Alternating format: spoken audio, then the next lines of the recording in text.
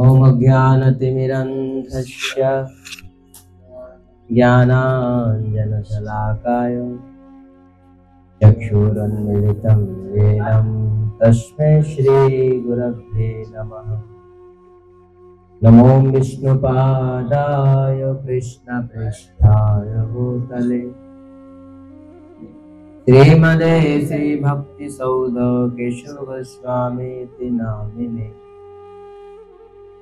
गुरुकृष्ण सेवा संबंध विज्ञान दायिने प्रभवे नमो। श्री गुरु करुणा शक्ति विग्रहाय नमस्ते। नमो विष्णुपादाय कृष्णपृष्ठाय भूतले श्रीमदे श्रीभक्ति वैभव पुरी गोस्वामीति नामिने गौरवाणी प्रचाराय दृढसंकल्पमुक्तये कृष्ण शक्ति स्वरूपाय श्री भक्ति प्रदायिने नमः।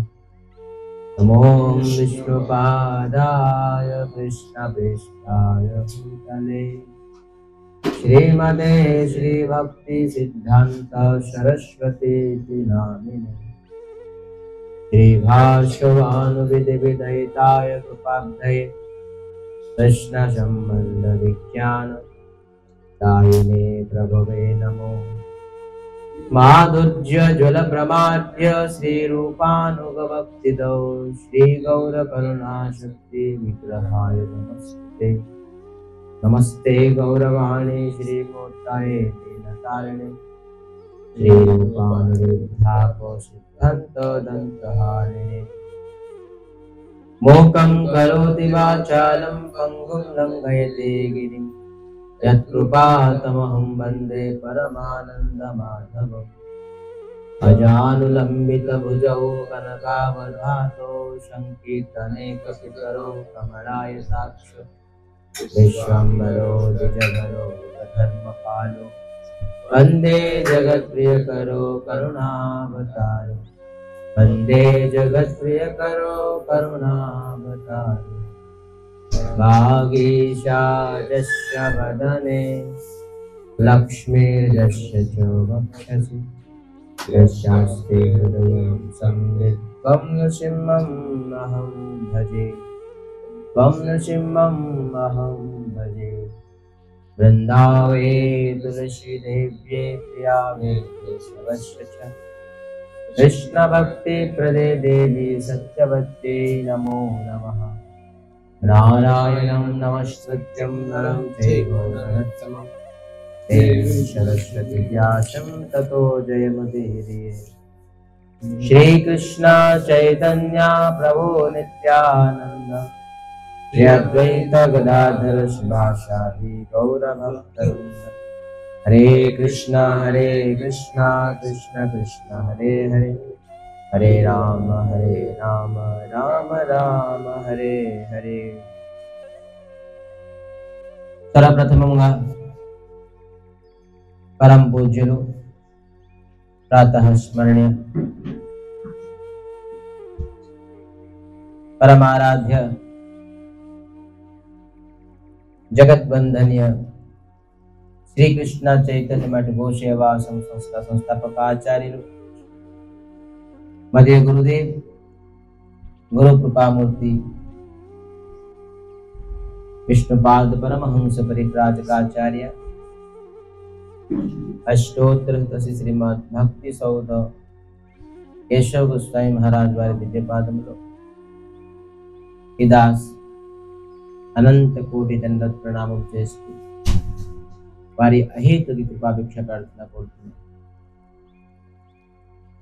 తదుపరి परम गुरुदेव नित्यलीलाभ विष्णु ओम विष्णुपाद परमहंस परिव्राजकाचार्य अष्टोत्तर श्रीमद् भक्ति वैभव पुरी गोस्वामी महाराज वाరి దివ్యపాదములో ఇదాస్ అనంత కోటి దండ ప్రణామం చేస్తూ వారి అహేతుక కృపాభిక్ష ప్రార్థన కోరుతున్నాను। రూపానుగ గురువర్గలు ఆచార్యుల తాలూకా దివ్యపాదంలో ఇదాస్ భూరి భూరి సాష్టాంగ అనంత కోటి దండ ప్రణామం చేస్తూ వారి అహేతుకి కృపాభిక్ష ప్రార్థన కోరుతున్నాం. భగవత్ కథా పిపాసు మరియు గురు భ్రాతలందరికీ నా యథాయోగ్య ప్రణామం చేస్తూ వారి అహేతుకి కృపాభిక్ష ప్రార్థన కోరుతున్నాం. అఖిల గుణగిరి నిధి కరుణాసాగర భక్తవత్సల కల్పతరు దయాసాగర శ్రీ హరి తాలూకా మహతి కృప ఈ త్రిసంధ్యా సమయంలో భగవత్ సన్నిధిలో మానవ జన్మని సర్వోత్కృష్ట ఫలం మనందరికీ సత్సంగం లభిస్తుంది. ఇది కేవలం హరి గురు వైష్ణవ తాలూకా మహతి మహతి మహతి కృప. జగన్నాథ్ పూరి ధామ్ ఆ క్షేత్రానికి ఎన్ని పేర్లు ఉన్నాయి, అది ఎందుకు ఆ పేరు పెట్టారని చెప్పేసి విశ్లేషించుకుందాం. నిన్న మనం ధామము, ధామి, ధామభాషి. ధామం అంటే క్షేత్రము, భూఖండము, పరిధి. ధామి అంటే అక్కడ ఉన్న భగవంతుడు జగన్నాథ్ స్వామి ధామి. ధామభాషి అంటే అక్కడ ఉన్న ప్రజలు. అక్కడ ఉన్న ప్రజలు అంటే ఎవరు? చాలా మంది పండాలు. ఎన్ని కుటుంబాలు ఉన్నారు. సో అందుకే చాలా మంది వెళ్తారు. ఈ పండాలు ఏంటి, కిల్లి తింటున్నారు, గుట్కాలు తింటున్నారు, అనేక డబ్బులు అడుగుతున్నారు, నిందిస్తారు చాలా మంది వెళ్ళి. మనం ధామ్ భాషలకి ఎప్పుడు నిందించకూడదు. వాళ్ళు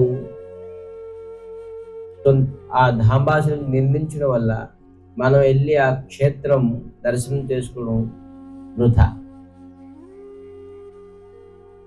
ఎక్కడికి వెళ్ళాను? బృందావనం వెళ్ళండి, పూరి వెళ్ళండి, రామేశ్వరం వెళ్ళండి, బద్రీ, కేదార్నాథ్ వెళ్ళండి. ఎక్కడైనా ధామంకి వెళ్ళి ధామ భాషలకి అప్పుడు మనం నిందించకూడదు. సో అందుకే ఇక్కడ స్కంద పురాణంలోని మొత్తంగా 81,000 శ్లోకాలు ఉన్నాయి. స్కంద పురాణంలోని 81,000 శ్లోకాలు ఉన్నాయి. దాంట్లో 18 పురాణంలోని కలిస్తే 4 లక్షల శ్లోకాలు ఉన్నాయి.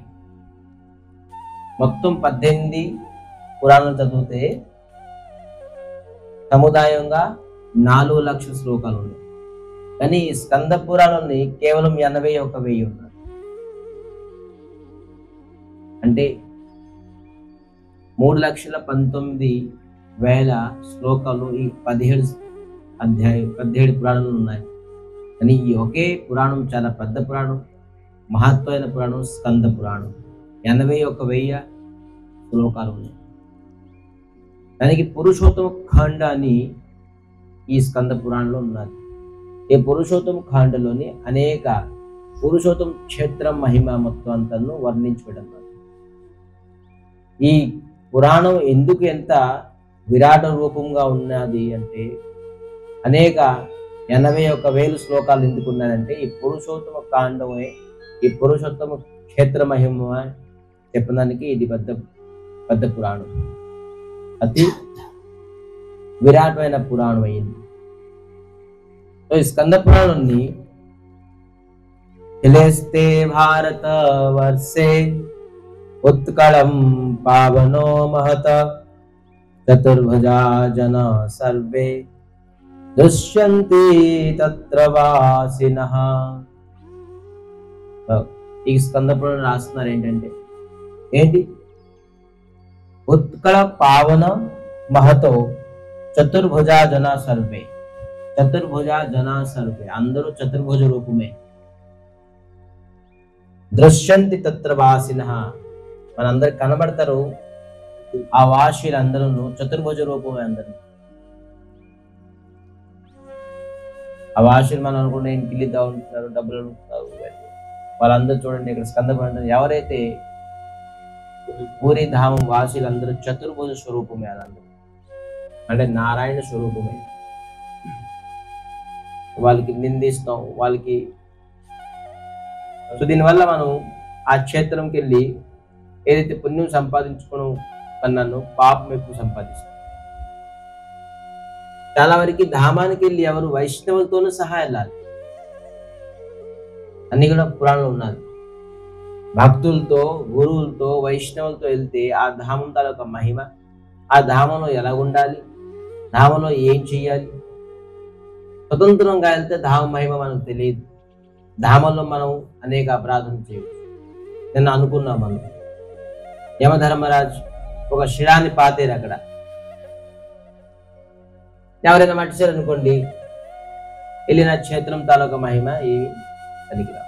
ఏమి చెప్పకుండా మీరేమి నిందించకుండా వెళ్ళారు, దర్శనం చేసుకుని వచ్చారు, కానీ మహిమ లేదు. అటువంటివి అనేక క్షేత్రం తాలూకా మహిమ తెలుసుకొని అప్పుడు ఆ క్షేత్రానికి వెళ్తే ఎంతో మహత్వం, ఎంతో భక్తి, ప్రేమ మనకి పెరుగుతుంది. అందుకే ధామంలో వాసీలందరూ చతుర్భుజ స్వరూపము. వాళ్ళకి ఎప్పుడు మనం నిందించకూడదు. వాళ్ళ ఆచరణ ఏముందని కాదు, మనం ఆచరించాలి. వాళ్ళకి ఆచరణ చేయడం అవసరం లేదు. మనకి గురుగారు ఇన్స్ట్రక్షన్ చేశారు 4 రకాలుగా, 4 రెగ్యులేటరీ ప్రిన్సిపల్స్. సో మనం ఎంతవరకు పాటిస్తున్నామో అది మనం ఆలోచించాలి. ఇతరులు పాటిస్తారా, ధామ భాషలు ఎలా ఉన్నారా అనేది మనకి గురుగారు చెప్పలేదు. వాళ్ళు ఎలా చేస్తారు చూడండి అని. మనకి చెప్పారు గురుగారు ఏంటంటే మీరు పాటించండి అని. మనం ఎంతవరకు పాటిస్తాము జనువుగా మనం అదే చూడాలి. ఇతరుల గురించి మనం అనవసరం. అయితే ఈ పూరి క్షేత్రముకి, పూరి ధామంకి ఒక పేరు శ్రీక్షేత్రం. దీనికి శ్రీక్షేత్రం అని అంటారు. శ్రీక్షేత్రం ఎందుకన్నారంటే ఇది రాధారాణి తలొక విరోహ క్షేత్రం, అందుకే శ్రీక్షేత్రం అన్నారు. రాధారాణి తలొక విరోహంతో జగన్నాథ స్వామి ఈ ప్రకారంగా స్వరూపం అయిపోయారు. ఎప్పుడైతే ద్వారకా వచ్చేసారో అనేక లీలాలు వింటూ, రాధారాణి తలొక విరోహం తాలూకు లీలాలు వింటూ శ్రవణమై అష్టసాత్విక వికారమై, ఎలాగా కూర్మ అవతారంలోని తన తాలూకా కాలు చేతులు సంకుచితం చేసుకుంటారో భగవంతుడు అలాగే తను ఆ రూపం తీసుకుంటారు. అది ఎందుకు అయ్యింది, ఎలాగయ్యింది అది ఇంకా మనం విశ్లేషించలేదు. కానీ ముఖ్యంగా విరోహ రూపం, రాధారాణి తాలూకా విరోహ రూపంలోని, అందుకే ఇది శ్రీక్షేత్రం అన్నారు. శ్రీ అంటే రాధారాణి. ఇంకోటి దీనికి లక్ష్మీ క్షేత్రం కూడా అన్నారు. లక్ష్మీ క్షేత్రం అంటే ఏంటి? స్వయంగా లక్ష్మీదేవి ఇక్కడ సేవ మేనేజ్మెంట్ అంతా లక్ష్మీదేవి. అక్కడ ఏం ఉండాలి, ఏ అలంకారం చేయాలి భగవంతుడికి, ఏ పుష్పాలు రావాలి, ఏ స్వర్ణం అక్కడ అలంకారం చేయాలి, ఏ పుష్పాలతోని భగవంతుడికి అలంకారం చేయాలి, మొత్తం భగవంతుడి తాలూకా సేవా మేనేజ్మెంట్ అంతా నువ్వు స్వయంగా శ్రీ లక్ష్మీదేవి చూసుకుంటారు. ఇప్పుడు అందుకే లక్ష్మీదేవి చూడడంతో ఇప్పటికీ మట్టి కొండ పాత్రలోనే భోగం వండుతారు, కర్రల పొయ్యితోనే వండుతారు. స్వయంగా మేనేజ్మెంట్ అంతా లక్ష్మీదేవి చూసుకుంటారు. లక్ష్మీదేవి వండుతారు కాబట్టి ఎక్కడో తపస్సు చేసుకున్నా, ఎక్కడ స్నానం చేసినా, ఎక్కడ శృంగారం అయినా ఆకలి అయిన సమయానికి పూరి ధామానికి వచ్చేస్తారు. ఎందుకంటే లక్ష్మీదేవి ఆ విధానంగా ఆ నీతి నియమంతో భగవంతుడికి ఏమేమి ఇష్టం పదార్థాలన్నీ వండించి పెడతారు. సో అందుకే దీనికి లక్ష్మీ క్షేత్రం కూడా అన్నారు. మనకు తెలిసిందే పూరి ధామ్. పూరి అంటే ఏంటి? పూరి అంటే ఇది పూడి కచోడి కపోడి పూరి కాదు. పూరి అంటే నివాస స్థానానికి కూడా పూరి అని అవంతపూరి అంటారు. పూరి అంటే నివాస స్థానానికి నిలయంకి కూడాను పూరి అంటారు. ఇంకోటి సంస్కృతంలో పూరి అంటే పూర్ణము. ఇక్కడ భగవంతుడు పూర్ణం రూపంగా ఉన్నారు, అందుకే దీనికి పూరి ధామ్ అన్నారు. ఇక్కడ దర్శించుకోవడం వల్ల మన భక్తి కూడా పూర్ణంగా ఉంటుంది. సో అందుకే ఇతని ఈ ధామానికి పూరి ధాము అన్నారు. అందరికి నీలాంచల ధాము కూడా అన్నారు. నీలాంచల ధామ, నీల అంటే ఒక కలర్, అంచల అంటే ఒక పర్వతము, నీల రంగు అయిన పర్వతం మీద నీలమాధవ అని ముందు సేవిస్తుంటే ఆ నీలమాధవ, ఆ నీలగిరి, నీలగిరి, నీలాంచల, నీలాద్రి, ఈ మూడు పేర్లు ఒక విధానంగా ఒక మీనింగ్. నీలాద్రి, నీలాంచల, నీలగిరి. నీలగిరి నీలాంచల అంటే పర్వతమే. నీలగిరి అన్నా కూడా గిరిరాజ్ అంటాం మనం. గిరి అంటే పర్వతమే, అంచల అన్న కూడా పర్వతమే. నీలాంచల మరియు నీలాద్రి, ఈ మూడు పేర్లు జగన్నాథ స్వామి యొక్క పూర్వమైన రూపము. ముందు ముందు మనం చెప్పుకుందాం. ఓన్లీ క్షేత్రమని చెప్తాను నేను. అరుణాచలం మీద అంటే అంచలం, నీలాంచలం అంటే పర్వతము. నీల రంగంగా ఉన్నది కాబట్టి దీనికి నీలాంచలం అన్నారు.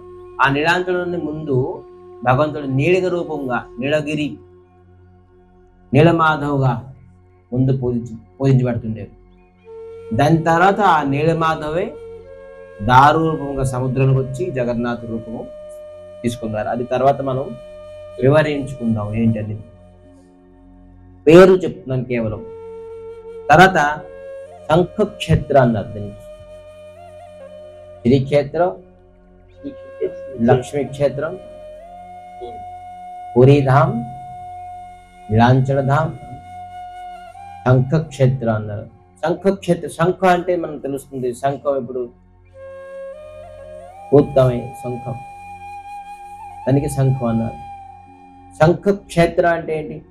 మీరు ఎప్పుడైతే డ్రోన్ కెమెరా చూసారా, పైన ఎగురుతుంటది, ఆ కెమెరాలని మీరు పూరి ధామానికి మొత్తం అంతా పరిధి అంతా చూస్తే దాని రూపము స్వరూపము ఒక శంఖం లాగా ఉంటుంది. ముందు ముఖం లాగా ఉంటుంది, దాని తర్వాత ఇలా విడాలపుగా ఉండి ఇలా మొత్తం శంఖ రూపం, అంటే దానికి శంఖక్షేత్రం అన్నారు. ఆ శంఖక్షేత్రంలోని ముఖంలో ఎవరున్నారు, దాని వెనకాతలు ఎవరున్నారు, మధ్య భాగంలో ఎవరున్నారు, మొత్తం వివరించి ఉన్నారు మొత్తం అంతా ఈ శంఖక్షేత్రం. అందుకే దీనికి ఈ ఆకారం పరిధి, ఈ పూరి ధామం అంతా ఒక ఆకారం, ఒక శంఖ రూపంగా ఉన్నది కాబట్టి దీనికి శంఖక్షేత్రం అని చెప్పేసి చెప్పారు. దీనికి మళ్ళీ పురాతనంగా దశావతార క్షేత్రం కూడా అన్నారు. కేశవధూత, కూర్మవతార, కేశవ రూప మత్స్యావతార, కేశవ రూప వామనవతార. కేశవ అని చెప్పేసి చెప్పారు. కేశవుడే మత్స్యావతారం, కత్స్యావతారం, వామనావతారం, నృసింహావతారం, రామావతారం, బలరామ అవతారం. కేశవ రూప కృష్ణ అవతారం అనలే, ఎందుకంటే కృష్ణుడే కేశవుడు కాబట్టి. దశావతారంలోనే కృష్ణుడు లేదు. వామన అవతార, అవతారీయ, అవతార అవతారిలోని ఏంటి వేరియేషన్? అవతారి అనేది పూర్ణము, అవతారం అంటే అనేకం. అవతారి కేవలం ఒకదే, అవతారం అనేకం. అందుకే అవతారం అనేది భగవంతుడు శ్రీ జగన్నాథ స్వామి అవతారం, పూర్ణ అవతారం. కృష్ణుడు పూర్ణ అవతారం, చైతన్య మహాప్రభువు పూర్ణ అవతారం. అవతారం అంటే రామ అవతారం, వామన అవతారం, నృసింహ అవతారం. అవతారి అంటే పూర్ణమైన అవతార.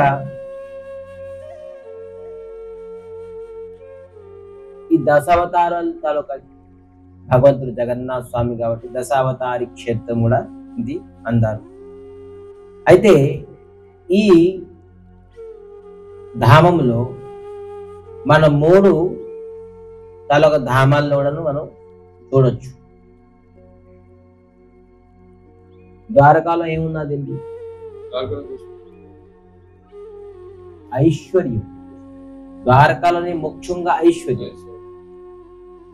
అదే విధంగా పూరిలో సంపూర్ణ రూపంగా ఐశ్వర్యం. భగవంతుడికి ఎంత ఐశ్వర్యం ఉన్నదంటే లోని నిధులు మొత్తం ప్రపంచానికి కొనవచ్చు. జగన్నాథ స్వామి తాలూకా ఎప్పుడైతే మనం పరిక్రమ చేస్తాం పూర్తిగా మందిరం బయట బెడ అంటారు దానికి, పరిక్రమ చేస్తే జగన్నాథ స్వామి బ్యాక్ సైడ్ ఒక బ్లూ ప్రింట్ అంటాం చూసారా, ఒక చిన్న టెంపుల్ కనబడుతుంది, నమూనా. ఎలాగైతే ఆ పెద్ద టెంపుల్ ఉన్నదో దానికి ఒక నమూనా ముందు అక్కడ కట్టారు. అక్కడ చూస్తే మీకు బేస్మెంట్ మనకి ఎంత కనబడుతుంది, కింద ఇంకెంత బేస్మెంట్ ఉన్నది మనకు తెలుస్తుంది. ఆ కింద బేస్మెంట్ లో మొత్తం అంతాను బంగారం, వడియాలు, వజ్రాలు, పెద్ద పెద్ద నిధి, అనేక నిధి. ఆ లోనికి ఇప్పటికొచ్చి ఎవరు వెళ్ళినా బయటికి ఎవరు రాలేకపోతారు. వెళ్ళినారు వెళ్తున్నారు కానీ బయటికి ఎవరు రాలేదు. అక్కడ అనంత వాసుదేవులు స్వయంగా పాపలా ఉన్నారు. అపూర్చితం అంత నిధి, దానికి ఎవరు తీయడానికి మేనేజ్మెంట్ కూడా సాహసం చేయదు.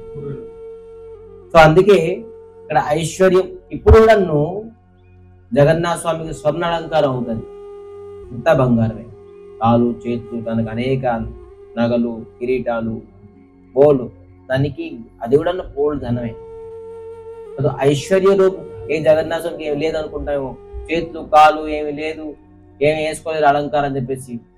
రథయాత్ర అయిన తర్వాత, తెలుగు రథయాత్ర అయిన తర్వాత ఏకాదశి వస్తుంది. ఆ ఏకాదశిలోని భగవంతుడు, అతను శయన ఏకాదశి అంటారు. ఆ ఏకాదశి, ఆ శయన ఏకాదశిలోని భగవంతుడు స్వర్ణ అలంకారం, సునాభేష్ అంటారు. ఆ సునాభేష్ వేసుకుంటారు. అనేక స్వర్ణంతో భగవంతుడు నిండుకృతూ ఉంటారు. సో ఆ రోజు ఆ రూపం వేసుకొని లోనికి వెళ్తారు.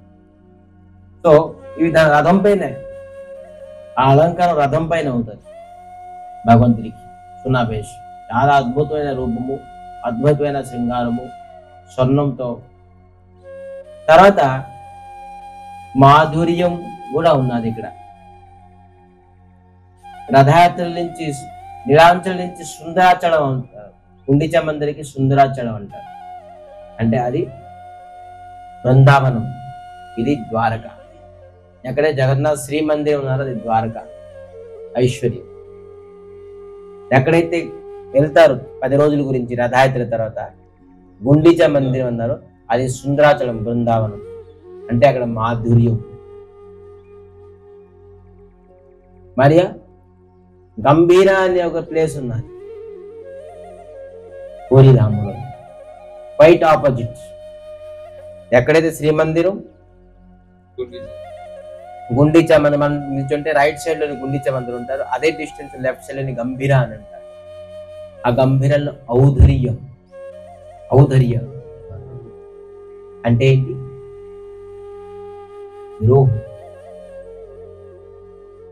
విరోహం. ఈ మూడు కూడాను పరిపూర్ణంగా ఈ పూరి ధామంలో ఉన్నది. ఐశ్వర్యము మరియు మాధుర్యము, ఔదార్యము, విరోహం. భగవంతుడికి దర్శనం లేక ఏ ప్రకారంగా గోపికలు బృందావనం నుంచి విడిచిపెట్టి వెళ్ళిపోతే కృష్ణుడు, గోపికలు అందరూ విధానంగా రుదనం చేస్తారు, ఏడుస్తున్నారు దర్శనాభిలాషి.